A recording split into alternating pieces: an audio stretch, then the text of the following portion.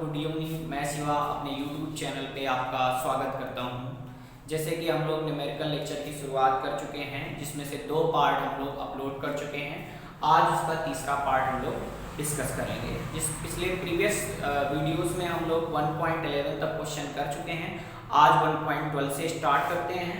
तो 1.12 क्वेश्चन कुछ इस तरह से है कि 2 गोले हैं, उनके बीच की डिस्टेंस 50 सेंटीमीटर है, दोनों पे चार्ज है 6.5 × 10⁻⁷ और जो बीच की डिस्टेंस 50 सेंटीमीटर को हमने मीटर में कन्वर्ट कर लिया है। Q1 Q2 को Q मान के दोनों इक्वल हैं 6. तो 2 आवेश, पहला आंसर उसने पूछा है F और दूसरे में पूछा है कि अगर जो नई दूरी है R' वो पहले वाले की आधी कर दी जाए R की, और जो नया चार्ज है मतलब Q', Q1' और Q2' दोनों चार्ज क्या कर दिए गए हैं, पहले वाले के डबल कर दिए गए हैं, मतलब 2Q कर दिए गए हैं इसके, तब फोर्स क्या होगा F' पूछा।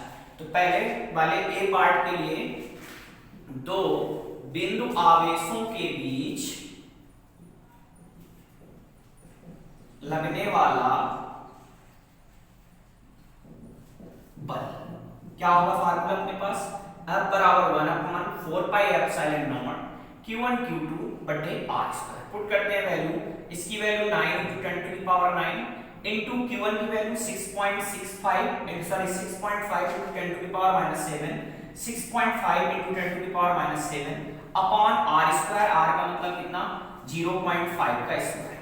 सॉल्व करते हैं तो F ये आ जाएगा आपके पास 9 × 10⁹ जब आप इन दोनों का मल्टीप्लिकेशन करेंगे तो वो आ जाएगा 42.25 और 7 और 7 14 और 14 में से 9 को जब कट कर देंगे तो 10 की पावर बचेगा -5, यानी ये वाला 9 यहां से हमने कट कर दिया, इधर ये 9 बचा, अपॉन में 0.5 का स्क्वायर 0.25, जब इसको आप इससे कट करेंगे तो 169 बार चला जाएगा। जब आप 9 का इसमें गुणा करेंगे तो ये 1521 × 10⁵ न्यूटन। चाहे तो आप यहाँ पे दशमलव लगा सकते हैं 1.21, दशमलव इधर ले जाने पे लेफ्ट हैंड पे पावर पॉजिटिव बढ़ती है, तो 10 की 3 पावर गई तो +3 कर सकते हैं। तो F 1.521 × 10⁻² न्यूटन। ये फर्स्ट पार्ट का आंसर है, नोट करें। इसके बाद सेकंड पार्ट का,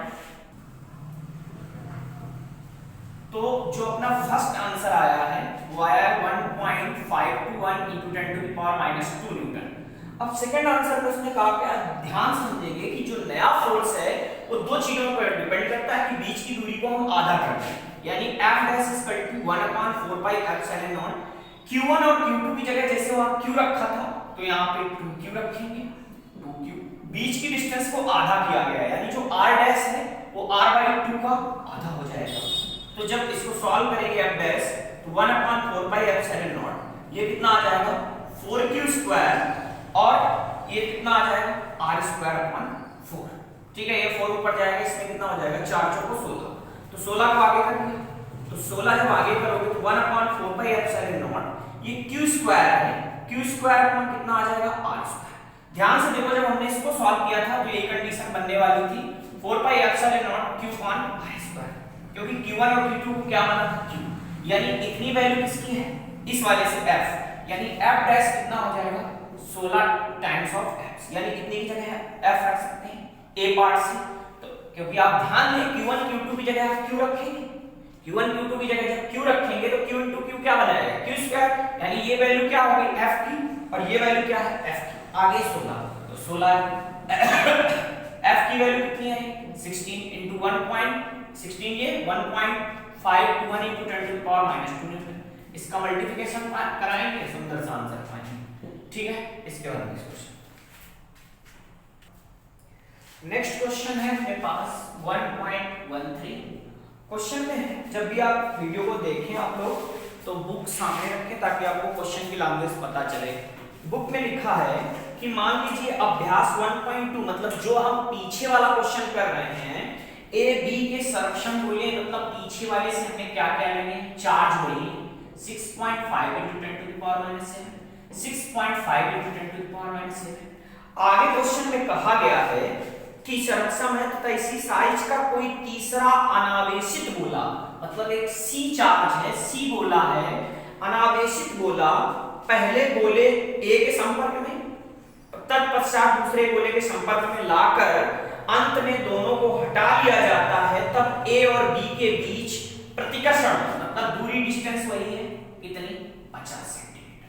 50 सेंटीमीटर को कैसे ध्यान से देखें, अपने पास Q1 Q2 को मान लेते हैं Q है क्योंकि चार्ज सेम है, डिस्टेंस R है, R को अगर हम मीटर में कन्वर्ट करें तो आप लिख सकते हैं 0.5 मीटर। ठीक है, अब बहुत ध्यान से समझिए, ये चार्ज Q, ये चार्ज Q, और इस पे चार्ज क्या है, एक कोई चार्ज C अनावेशित हो रहा है। तो जब हम इन दोनों को जोड़ेंगे Q और C को, उसने कहा पहले Q और A को टच कराएं, तो टच कराने का क्या होता है कि आवेश का पुनर्वितरण बराबर बराबर होता है। तो जो अगर हम Q A डैश मान लेते हैं, मतलब A पे Q डैश चार्ज आता है, वही आपका चार्ज C गोले पर आ जाएगा Q डैश C। ठीक है, Q डैश C मान लेते हैं, जो चार्ज इस पे आएगा वो जोड़ेंगे तो दोनों पर बराबर चार्ज बचेगा। वो कैसे बचेगा, A गोले पर चार्ज कितना है Q, C गोला अनावेशित है मतलब अनचार्ज मतलब 0, और दो लोगों में बांटना है तो बांट दिया। यानी अब अपने पास A और C गोले के पास चार्ज कितना होगा Q/2। अब A को तो ऐसे रखा जाता है, अब Q वाले पे जब इस पे कितना चार्ज आ गया Q/2, अब हम इसको इसके साथ टच कराएंगे तब कैसे, मतलब Q डैश D और Q डबल डैश C, क्योंकि डैश पहले कर चुके हैं, वो किसके बराबर होगा QB, यहाँ पे QA कर सकते हैं, Q की वैल्यू हम लोग Q लिखे Q प्लस 0/2 तो आ जाएगी Q/2। यहाँ पे क्या होगा QB plus Q dash C, पहले यहाँ पर हमने लिखा था, यहाँ पे आप QC लिख सकते हैं क्योंकि C पर और A पर जो चार्ज आएगा Q प्लस 0 Q/2 हो जाएगा। अब हम QB और Q डैश C, क्योंकि C पर कुछ चार्ज आ गया है पहले वाला, और अपॉन में 2, तो QB पे कितना चार्ज Q चार्ज, इस पे कितना चार्ज Q/2 टोटल। तो जब आप एलसीएम लेके सॉल्व करोगे 2Q ये आ जाएगा 3Q और नीचे 2 जाएगा 4। यानी अपने पास अब क्या है कि जो A गोले पे चार्ज है वो है Q/2 और जो B गोले पे चार्ज है वो है 3Q/4। अब इसके बाद क्या किया गया है, C गोले को वहां से रिप्लेस कर दिया गया, खत्म किया गया। अब हमें फोर्स निकालना है, वही फार्मूला F बराबर 1/4 पाई एप्सिलॉन नॉट Q1/Q2 बटे r²। तो ये कितना होगा 1/एप्सिलॉन नॉट, Q1 का मतलब यहाँ पे आप QA और QB, QA dash QB dash कर सकते हैं क्योंकि टच की बात की गई है। तो QA डैश की वैल्यू अपने पास कितनी है Q/2 और QB डैश की वैल्यू कितनी है 3Q/4 अपॉन में r²। तो ध्यान दो, यहां से आप क्या बाहर करोगे, 3 और 4 दूनी 8, 3/8 बाहर हो गया, अंदर क्या बचा 1/4 pi epsilon not Q into Q में लिखे Q²/r²। थोड़ा सा दिमाग लगाओ, F 3.8, इसकी वैल्यू कितनी 9 into 10⁻⁹ Q² का मतलब दोनों सेम है, यानी 6.5 into 10⁻⁷ का स्क्वायर अपॉन r² का मतलब 0.25 का स्क्वायर। F 3/8, ध्यान दें यहां पे स्क्वायर करेंगे 9 into 10⁻⁹ इतना 42.25 into 10⁻⁻14 अपॉन r² कर चुके 0.25, काट 0.25 से काटेंगे 169। इसके बाद F 3/8 इधर कर रहे हैं कैलकुलेशन, तो 9 और ये 9 से 14 पावर काट दिया 5, तो 9 into 169 into 10⁻⁵। अब इसके आप कैलकुलेट कर सकते हैं, समझदार है, इतने मीटर आंसर आ जाएगा। ऊपर 3 का मल्टीप्लिकेशन 8 से डिवाइड। आप लोग इसका आंसर करके आप कमेंट करें। आप लोग वीडियो देखते तो हैं लेकिन किसी का कुछ भी 2-4 लोगों का कमेंट आता है, आप लोग कम से कम कमेंट करें, ये बताएं वीडियो कैसा लग रहा है, अच्छा लगे, उसमें क्या इंप्रूवमेंट क्या गलतियां हैं, तो उसको हम सुधारने की कोशिश करेंगे। जब आप लोग बताएंगे तभी तो हम समझ पाएंगे क्या गलतियां हो रही हैं। ठीक है, नेक्स्ट क्वेश्चन पे बढ़ते हैं।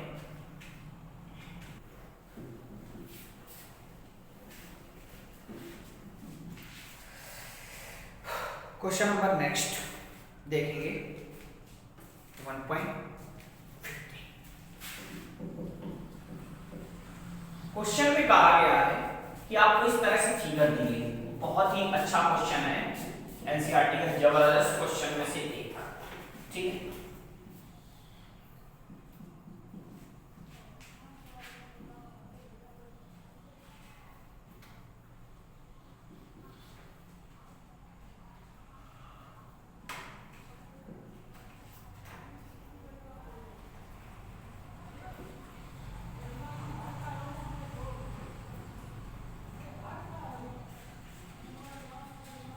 क्वेश्चन में इस तरह से फिगर दी गई है कह रहा है कि 1.33 चित्र में एक समान वैद्युत क्षेत्र में 3 अनावेशित कणों के पथ चिन्हित दर्शाए गए हैं। तीनों आवेशों के चिन्ह लिखिए, मतलब तीनों आवेश में से चार्ज इनमें से किस कण पर आवेश सहित का अनुपात अधिकतम होगा। मतलब Q/m की वैल्यू, Q/m का मान सबसे अधिक किस पर होगा। अब m वाली बात आई है, मतलब मास ऑफ पार्टिकल की। तो अगर हम यहां पर बात करें तो जब ये v वेग से मान ले चलना, तो जब ये v वेग से चलेगा, मान लिया कि हमने जो इधर किसी भी पार्टिकल द्वारा इस साइड में तय की गई डिस्टेंस x मान लेते हैं हॉरिजॉन्टल, और वर्टिकली मतलब ऊपर की ओर, मतलब जो ऊपर मूवमेंट हुआ है वो अगर हम प्रत्येक पार्टिकल की डिस्टेंस y एक एक को सॉल्व करें, तो अगर हम बात करें F बराबर a है एक्सीलरेशन की, तो a बराबर क्या पड़ेगा m/m। ठीक है, a बराबर क्या पड़ेंगे f/m। अब यहां से हमको f की वैल्यू निकालनी है। ठीक है, f निकालने के पहले आप क्या कर सकते हैं, यहां पे आपको पता है टाइम निकालें अगर, तो टाइम बराबर क्या होता है, क्योंकि आपको पता है चाल बराबर दूरी बटे समय। चाल हमने v मान ली, दूरी मान ली, इधर x गया अपॉन टाइम, तो t स्क्वायर कितना आ जाएगा x/v। t/v कितना आ जाएगा x/v। अब ध्यान दें, अगर हम यहाँ पे गति का दूसरा समीकरण लिखें, गति का दूसरा समीकरण क्यों यूज करेंगे, क्योंकि यहाँ पे स्पीड और टाइम की बीटीएस रूल आपने पढ़ा। 3 गति के समीकरण होते हैं, जहाँ वेग और टाइम की बात हो फर्स्ट समीकरण, जहाँ टाइम और दूरी की बात हो सेकंड समीकरण, और जहाँ इस वेग और वेलोसिटी और डिस्टेंस की बात हो वो थर्ड समीकरण। यहाँ पे टाइम और डिस्टेंस की बात हो रही है, कितने टाइम में कितने डिस्टेंस, तो आपको पता है s बराबर कितना होता है ut plus half at square. ध्यान में जो s है वो चली गई दूरी होती है। ठीक है, अब अगर वो हम वर्टिकली मान लें कि ये y डिस्टेंस मूव करता है, तो s बराबर y, प्रारंभिक डिस्टेंस u बराबर 0, क्योंकि शुरुआत में वो 0 डिस्टेंस से चला होगा। ठीक है, तो ये हो जाएगा 0 प्लस हाफ, a की वैल्यू हम लोगों ने कितनी निकाली है f/m इनटू t का मान कितना है x/v, तो x/v का स्क्वायर इंटू t स्क्वायर, तो y स्क्वायर कितना half f/m into x²/v²। Previous lecture में हमने पढ़ा था E बराबर F/q, तो F बराबर कितना आ जाएगा Q इंटू E। इसकी वैल्यू उठा के हम लोग कहाँ रखेंगे यहाँ पे, तो y बराबर कितना आ जाएगा हाफ QE x²/v²। एक चीज ध्यान दो, किसी भी पार्टिकल को यहां से हम छोड़ेंगे तो 1/2 कांस्टेंट नहीं चेंज होगा।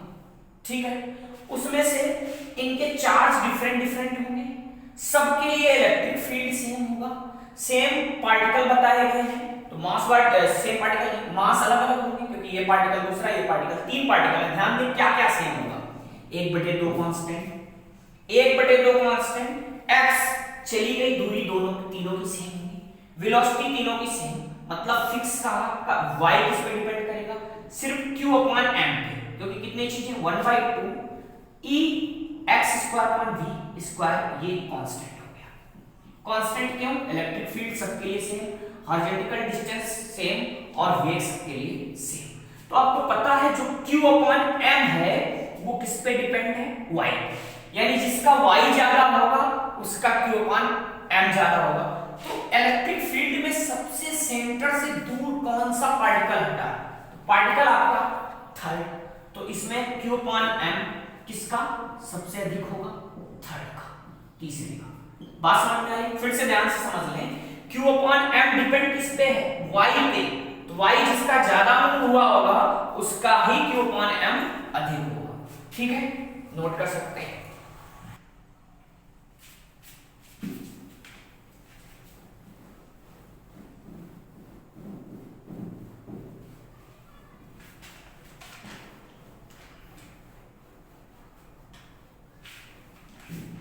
क्वेश्चन इस एक समान वैद्युत क्षेत्र दिया गया है, E बराबर आपको क्वेश्चन में दिया गया है 3 × 10⁻³ I के न्यूटन प्रति कूलम।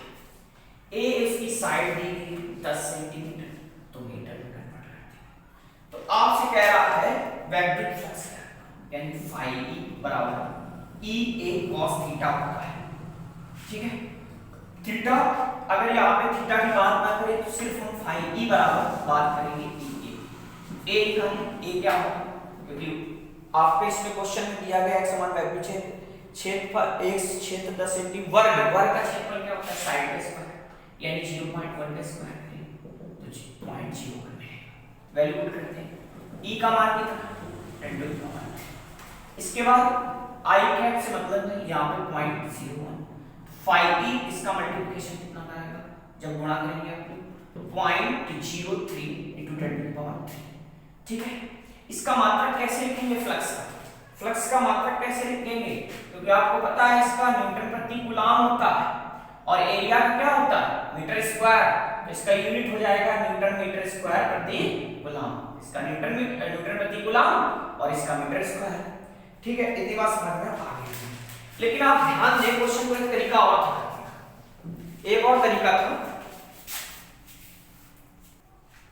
क्वेश्चन में कहा गया है कि जो तल है वो yz के समान है, तो अगर यहाँ पे हम कोऑर्डिनेट प्लेन बनाए तो ये आपका xh, ये yh और ये zh, और यहाँ पे जो हम पार्टिकल्स लेंगे जो एरिया लेंगे स्क्वायर लेंगे। ठीक है, थोड़ा सा यहाँ पे 3D बनाना मुश्किल हो जाता है। 3D में अगर हम स्क्वायर लेंगे तो x और z के समांतर बना दें, तो जब इसका एरिया वेक्टर होगा वो बाहर की तरफ होगा, यानी x अक्ष पे कौन सा कैप डिनोट करते हैं i कैप, ये j कैप k कैप। तो इसका एरिया जो हम लेंगे a जो हमने निकाला है वो i कैप के साथ में, क्योंकि x के डायरेक्शन में। तो कुछ लोग इसको ऐसे भी सॉल्व करते हैं फाई e बराबर e a का जब फार्मूला लगाएंगे तो आप लिखेंगे 3 into 10 की power 3 i cap into 0.01 i cap. i की i के साथ, क्योंकि आपको पता है i dot i equal to 1, j dot j equal to 1, k dot k equal to 1। Vector में पढ़ेंगे आप, ना पढ़ाओ तो वीडियो पढ़ा है इसमें वेक्टर एनालिसिस का देख सकते हैं। तो i की i के साथ 1, तो 3 into 10 की पावर 3 into 0.01 आंसर। इसके दूसरे पार्ट में चलें, तो दूसरे पार्ट में बी पार्ट में कहा गया है कि वही वैल्यू रखें अगर ये x से 60 डिग्री का कोण बना है। ठीक है, 60 डिग्री का कोण बना है x एक्सिस की यानी थीटा इक्वल टू 60 डिग्री, तो फिर फार्मूला चेंज हो गया फाई e बराबर e a cos थीटा। कोई बात नहीं, सारी वैल्यू सेम है। फाई e का मान कितना 3 into 10 to the power 3, a का मान कितना 0.01, चाहे तो आप i क्या रख सकते हैं into cos 60 की वैल्यू कितनी होती है 1/2। Phi is 3 into 10 to the power 3 into 0.01 into 1/2। इतना कैलकुलेशन आप आसानी से कर सकते हैं, इसका यूनिट वही। एक बात और ध्यान दें, आपके लिए इतनी मेहनत करते हैं, आप लोग कोशिश किया करो कि कम से कम कुछ लोगों तक शेयर करें जिनको इस वीडियो की जरूरत है, अपने दोस्तों तक जो 12th क्लास में या 10th क्लास में हैं, मैथ और फिजिक्स के लिए इंटरेस्टेड हैं, तो उनको शेयर करो। उसमें कोई बुराई बात नहीं, हम भी मेहनत कर रहे हैं, पसीना बहा रहे हैं, आ रहे हैं दूर से आपके लिए वीडियो अपलोड कर रहे हैं, तो आप ज्यादा से ज्यादा तक लोगों तक शेयर करें और कमेंट करें। जो भी आपको बुरा लगे, कुछ कम समझ में आए तो आप कमेंट करें, ताकि हमको पता चले कि हमारे अंदर क्या कमियां हैं। तभी तो हम सुधारेंगे जब आप कमेंट करेंगे। आपके कमेंट से ही हमें अपनी कमियां पता चल पाएंगी। तो प्लीज वीडियो को करने के बाद आप कमेंट जरूर किया करें, क्या कमियां हैं, क्या बुराई, अच्छाइयां हैं तो अच्छा लिखें, जो बुराई है खुल के लिखें। ठीक है, इसी के साथ इस वीडियो का एंड और नेक्स्ट पार्ट पे हम लोग इसी खुशी और उल्लास के साथ मिलेंगे।